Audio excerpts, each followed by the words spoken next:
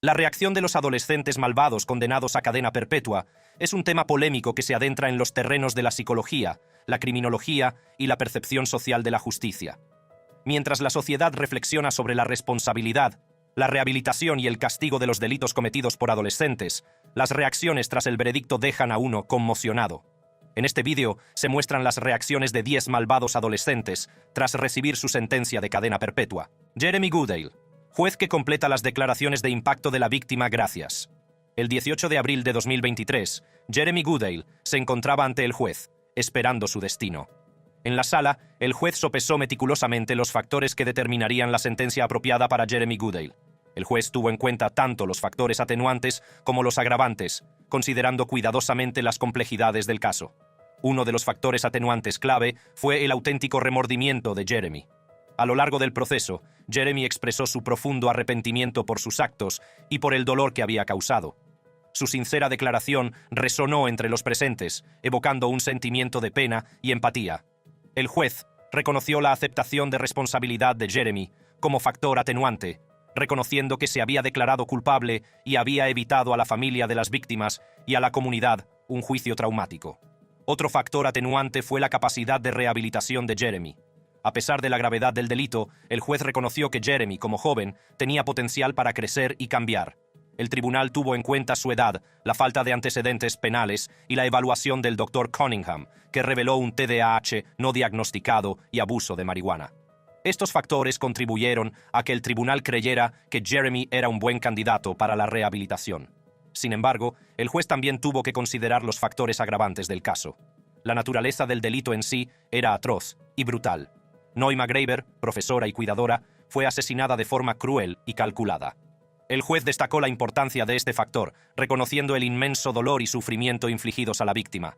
El grado de participación de Jeremy en el asesinato fue otro factor agravante. Aunque la defensa de Jeremy argumentó que se vio influido por su coacusado, el juez consideró que Jeremy participó a sabiendas en el plan para matar a Noima Graver.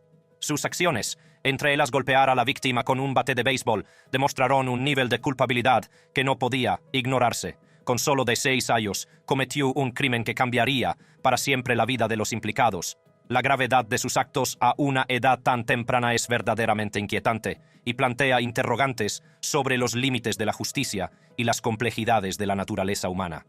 El juez, obligado por la ley, tuvo la difícil tarea de equilibrar la necesidad de justicia con el potencial de rehabilitación. El tribunal reconoció los factores atenuantes en el caso de Jeremy, como su corta edad, la falta de antecedentes penales y su capacidad de crecimiento y cambio.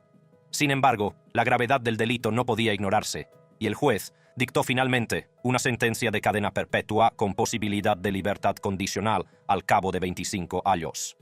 Brandon Spencer. Lamento lo que pasó, su señoría, pero no puedo cumplir cadena perpetua. La defensa de Brandon durante el juicio fue mediocre, por decirlo menos. Desde entonces, ha expresado su insatisfacción con su representación legal, alegando que eran incompetentes y no lograron desafiar eficazmente la narrativa de la acusación. La falta de una defensa sólida permitió que prevalecieran los fallos de la acusación, lo que condujo a la condena de Brandon por 4 cargos de intento de asesinato en primer grado. En una oscura noche de Halloween, sonaron 4 disparos que sembraron el pánico y el caos entre una multitud de más de 300 personas. Entre ellas estaba Brandon Spencer, de 19 años, que pronto se encontraría en el centro de una apasionante batalla legal. Acusado de un tiroteo que tuvo lugar en una fiesta en el campus de la USC, Brandon mantuvo su inocencia, negando vehementemente cualquier implicación en actividades de bandas. En abril de 2014, Brandon Spencer fue condenado a entre 40 años y cadena perpetua. Comprensiblemente, se derrumbó durante la sentencia, describiéndola como asistir a su propio funeral. La decisión del juez se basó en el relato erróneo presentado por la Fiscalía, a pesar de la falta de pruebas concretas que vincularan a Brandon con el tiroteo. Sin embargo, aún hay esperanza para Brandon. Las pruebas telefónicas utilizadas contra él fueron registradas ilegalmente sin orden judicial, violando sus derechos constitucionales. Brandon recurrió por estos motivos, alegando que las pruebas debían considerarse inadmisibles. Por desgracia, el tribunal confirmó las pruebas, alegando que la policía creía que el registro era legal en ese momento. Esta sentencia pone de relieve los retos a los que se enfrenta Brandon en su búsqueda de justicia. Además, las pruebas realizadas en las manos y los brazos de Brandon para detectar residuos de pólvora dieron negativo. Aunque el análisis de los residuos de pólvora se considera una ciencia controvertida y poco fiable, la ausencia de residuos en las manos y los brazos de Brandon plantea dudas sobre su implicación en el disparo de un arma. Es muy poco probable que tuviera la oportunidad de lavarse los restos mientras huía de la escena del crimen. El motivo para atacar al miembro de la banda rival, Gino Hall, era que se trataba de la persona que supuestamente había disparado a Brandon un año antes. Sin embargo, sigue sin estar claro por qué Gino Hall nunca fue acusado de ese tiroteo y por qué la acusación se centró tan intensamente en Brandon Spencer. Se especula con que la USC, una prestigiosa universidad privada, no quería hacer frente a la publicidad negativa y presionó a las fuerzas del orden para que cerraran el caso rápidamente. Aunque no podemos probar definitivamente esta especulación, suscita dudas sobre la equidad e imparcialidad de la investigación y el posterior juicio. A pesar de su encarcelamiento, Brandon Spencer sigue decidido a influir positivamente en los jóvenes en situación de riesgo y evitar que sigan un camino que los lleve a la cárcel. Incluso entre rejas, sigue luchando por la justicia y espera recurrir su caso. Roxana Sikorski. Roxana Sikorski, conocida cariñosamente como Roxy, nació y creció en una comunidad muy unida de una pequeña ciudad. Creció en una familia muy unida, con sus padres, Florin y el señor Sikorski, y sus hermanos pequeños, Lucas y Angelique. Desde muy pequeña, Roxy se mostró prometedora y soñaba con un futuro brillante. Su infancia estuvo llena de risas, paseos familiares y el apoyo de sus seres queridos. Roxy era una estudiante aplicada, conocida por su inteligencia y su carácter bondadoso. Tenía un estrecho círculo de amigos y era muy querida por sus compañeros. Sin embargo, cuando Roxy entró en la adolescencia, empezó a enfrentarse a los retos propios de la adolescencia. Como muchos adolescentes, se enfrentó a problemas de identidad, presión de grupo y deseo de independencia. Fue durante este periodo vulnerable cuando conoció a un adulto mayor, cuya influencia cambiaría el curso de su vida para siempre. Esta persona mayor, cuya identidad no se ha revelado, se aprovechó de la vulnerabilidad de Roxy y la manipuló de formas difíciles de comprender. Roxy, ansiosa de orientación y aceptación, cayó en las garras de este manipulador, que poco a poco se hizo con el control de sus pensamientos y acciones. A medida que la manipulación se intensificaba, Roxy se vio enredada en una red de engaño y oscuridad. La inocencia de Roxy se hizo añicos al convertirse en víctima de un comportamiento sexual inapropiado, un hecho que más tarde saldría a la luz durante el proceso judicial. Quiero pedir disculpas a mi familia. Es importante señalar que la familia de Roxy no era consciente de las fuerzas siniestras que actuaban en la vida de su hija. Confiaban en que ella tomaba decisiones responsables y no tenían motivos para sospechar del peligro al que se enfrentaba. La familia de Roxy, desgarrada por las revelaciones, asistió a todas las vistas, esperando respuestas y buscando un cierre.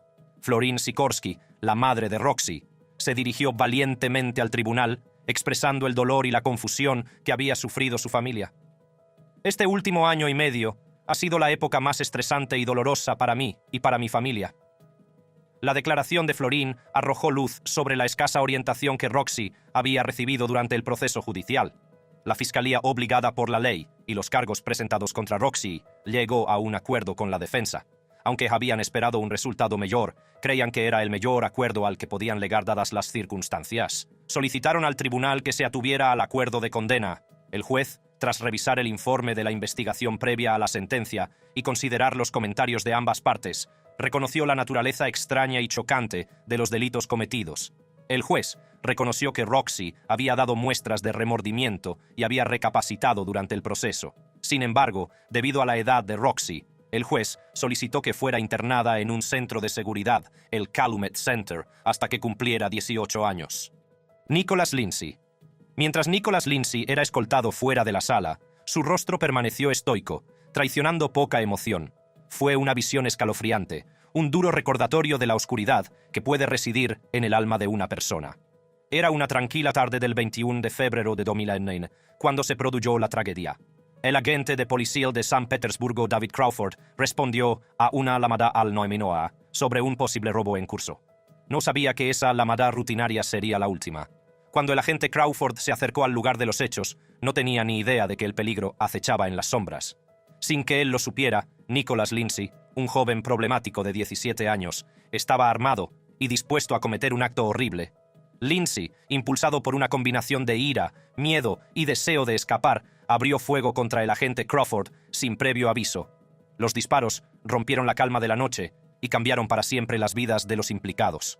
El sonido de los disparos resonó por todo el vecindario, alertando a sus compañeros de la grave situación.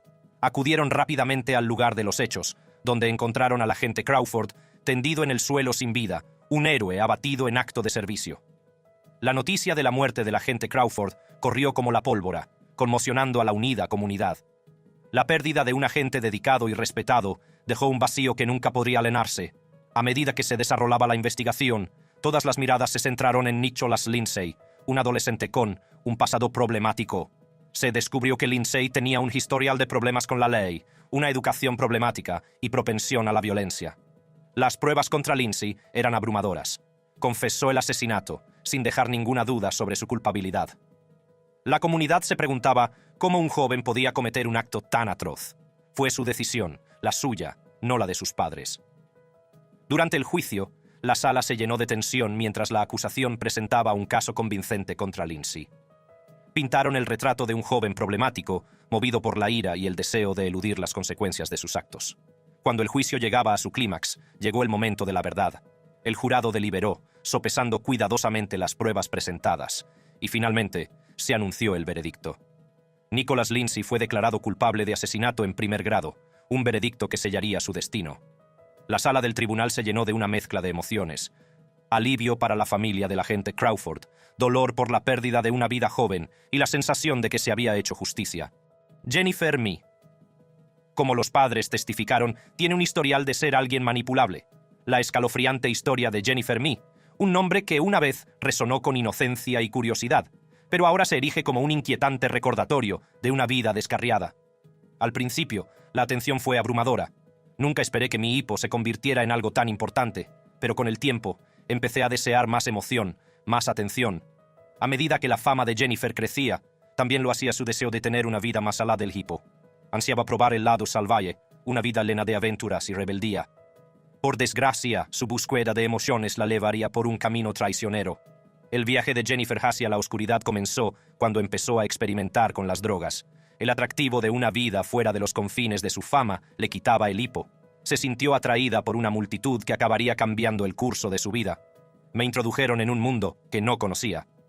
Fue entonces cuando Jennifer conoció a LaRon Rayford y Lamont Newton, dos personas que se convertirían en figuras importantes en su vida. Le ofrecieron un sentimiento de pertenencia, de formar parte de algo más grande. Pero Jennifer no sabía que su influencia la llevaría por un camino de destrucción. Esa noche, todo salió mal. Estaba colocada con una combinación de éxtasis, marihuana y cocaína. Mis compañeras de piso me animaron a atraer a un hombre, Shannon Griffin, al que había conocido por internet, a un callejón oscuro. El plan era robarle, pero no tenía ni idea de que se convertiría en algo mucho más siniestro. Lo que iba a ser un simple robo tomó un giro espeluznante. Jennifer afirma que no tenía conocimiento del plan que implicaba una pistola, pero las consecuencias fueron graves. Shannon Griffin perdió la vida aquella noche, y Jennifer se encontró en el centro de una investigación por asesinato. A pesar de las dificultades, Jennifer ha conseguido mantener un sentimiento de resistencia y esperanza. Se ha convertido en una reclusa modelo que sigue las normas y reglamentos establecidos por las autoridades penitenciarias. En mi exhaustiva investigación sobre psicópatas femeninas, Jennifer Mee no encaja en absoluto en esa categoría. Su historia es una historia de manipulación y malas decisiones, más que de maldad premeditada. El caso de Jennifer también ha arrojado luz sobre los fallos del sistema judicial. Las estrictas leyes de Florida responsabilizan del resultado a todos los implicados en un delito, independientemente de su grado de participación. Es descorazonador saber que se me considera igualmente responsable de las acciones de otros. Nunca quise que nadie saliera herido, pero me enfrento a una cadena perpetua. La percepción que el público tiene de Jennifer Mee se ha visto influida por su ascenso a la fama como la chica del hipo y su posterior caída en desgracia. Muchos luchan por reconciliar a la chica inocente que una vez conocieron con la asesina convicta en la que se ha convertido. La cadena perpetua a la que ha sido condenada Jennifer le ha dejado pocas esperanzas de salir en libertad. Sin embargo, sigue decidida a luchar por su libertad y reunirse con su familia. Seandel Jackson. Sé que eso es algo que se reserva para los casos más graves. La reacción de Seandel a la cadena perpetua fue poco menos que explosiva. En un arrebato de emociones, intentó abruptamente hablar por encima del juez, provocando el caos en la sala. Seandel Jackson, un nombre que pronto se convertiría en sinónimo de crimen real, se encontró en el centro de un caso impactante y sensacional. Nacido y criado en un barrio conflictivo, Seandel se enfrentó a numerosos retos desde una edad temprana. Crecer sin conocer a su padre biológico le marcó para siempre, agravado por la pérdida de una figura mentora que murió durante sus años de formación, otra víctima de la violencia que asolaba su comunidad. La madre de Seandel, Rochetta Jackson, trabajó incansablemente para sacar adelante a su hijo, pero la dura realidad de la pobreza les rodeaba. A pesar de tener muchos parientes cerca, la educación de Seandel distaba mucho de ser estable. La falta de recursos económicos y la lucha constante por llegar a fin de mes, sin duda, hicieron mella en su joven mente. Al entrar en la adolescencia, Seandel empezó a mostrar signos de rebeldía y desprecio por la autoridad. Se convirtió en una cara conocida para las fuerzas del orden, con una serie de detenciones y condenas que pintaban un panorama inquietante de su futuro. En enero de 2009, a la edad de 18 años, Seandel fue detenido por resistencia y obstrucción a la autoridad. Cumplió 34 días en una prisión del condado por este delito menor antes de ser puesto en libertad. Sin embargo, los encontronazos de Seandel con la ley no terminaron ahí. En mayo de ese mismo año, volvió a meterse en problemas, esta vez en el condado de Sheboygan, donde pasó otros 3 días en la cárcel por llevar un arma oculta. Estos roces con el sistema de justicia penal eran claros indicadores del camino que Seandel estaba tomando. Pero fue una semana antes del asesinato de Nathan Potter cuando las actividades delictivas de Seandel alcanzaron un nuevo nivel. En North Holton Street, Seandel disparó a un hombre durante un acalorado altercado. Milagrosamente, la víctima sobrevivió, pero Seandel huyó del lugar, sabiendo las graves consecuencias a las que podría enfrentarse si era capturado. Testigos presenciales declararon haber visto a la víctima discutiendo con una mujer, lo que complicó aún más las circunstancias del incidente. Los problemas de Seandel llegaron a su clímax aquella fatídica noche, cuando él y su cómplice, Derek Thomas, atacaron a Nathan Potter. Los acontecimientos que condujeron al asesinato estuvieron alimentados por un sentimiento de búsqueda de emociones y un deseo de dinero fácil. El 5 de julio, Seandel adquirió una pistola del calibre 45 y propuso a Derek que robaran por diversión. Pocos sabían que sus acciones tendrían consecuencias devastadoras. En la madrugada del 6 de julio de 2009, Seandel y Derek vieron en Nathan, un estudiante de 21 años, un objetivo potencial. Lo siguieron, esperando el momento oportuno para atacar. Con Derek como vigía, Seandel se enfrentó a Nathan y le exigió dinero. Cuando Nathan se negó, la frustración de Seandel se desbordó y disparó fatalmente, acabando con la vida de Nathan en un instante. En abril de 2010, la juez Rebecca Dallas emitió un veredicto que no dejaba lugar a dudas. Seandel Jackson era culpable de asesinato en primer grado. Isabella Guzmán. A lo largo del juicio, Isabella se mantuvo esquiva y negó cualquier implicación en el asesinato de su madre. Se declaró loca, alegando que creía que estaba salvando al mundo matando a otra persona. Con solo 18 años, Isabella se encontró en el centro de un crimen espeluznante que dejó al país boquiabierto. Fue acusada del asesinato en primer grado de su propia madre, June Mihoy, de 47 años. El paso de Isabella de la fama a la infamia en TikTok provocó escalofríos a muchos. Sus vídeos judiciales, llenos de gestos inquietantes y sonrisas ocasionales, no hicieron sino aumentar la intriga en torno a su caso. A medida que aumentaba su popularidad en TikTok, también lo hacían las especulaciones sobre lo que podría haberla llevado a cometer un acto tan atroz. Sin embargo, a medida que se desarrollaba la investigación, quedó claro que la problemática infancia de Isabella no justificaba el brutal crimen del que se la acusaba. Las pruebas revelaron una escena espeluznante, con más de 70 puñaladas infligidas al cuerpo de su madre. Esta afirmación, sin embargo, fue recibida con escepticismo por muchos, incluido Ryan Hoy, que estaba casado con June Mihoy en el momento del incidente. Ryan recordó los acontecimientos que precedieron a aquella fatídica noche, describiendo altercados y amenazas entre Isabella y su madre. Justo un día antes del incidente, Isabella había escrito una nota escalofriante, insinuando una oscura intención. La noche del crimen, Ryan oyó los gritos de su mujer y subió corriendo las escaleras para encontrarse con una horrible escena de sangre y violencia. Mientras el juez leía la sentencia, Isabella mostró un comportamiento extraño, mirando a su alrededor y señalándose los ojos. El fiscal del distrito argumentó que los importantes problemas de salud mental de Isabella, incluida la esquizofrenia y los delirios paranoides, desempeñaron un papel en sus acciones. Finalmente, Isabella fue declarada inocente por demencia. Michael Swanson. El audaz comportamiento de Swanson y su total falta de remordimientos le dejarán boquiabierto. Michael Swanson, el protagonista de esta historia real, nació el 11 de septiembre de 1993 en St. Louis Park, Minnesota. Desde una edad temprana, Swanson mostró signos de comportamiento problemático, que finalmente culminarían en un horrible acto de violencia que conmocionó a una pequeña ciudad del norte de Iowa. Swanson tuvo una infancia tumultuosa. Sus padres se divorciaron cuando él era solo un niño y fue criado principalmente por su madre, Lisa Swanson. A pesar de los esfuerzos de su madre por proporcionarle un entorno familiar estable, Swanson luchaba contra la ira y los problemas de comportamiento que parecían agravarse al entrar en la adolescencia. Los profesores y compañeros del Instituto de St. Louis Park se dieron cuenta del comportamiento errático de Swanson y de su dificultad para entablar relaciones significativas. A menudo mostraba falta de empatía y desprecio por la autoridad. Fue durante esta época cuando empezó a surgir la fascinación de Swanson por la violencia y los temas oscuros. Cuando Swanson entró en la adolescencia, su comportamiento se volvió cada vez más preocupante.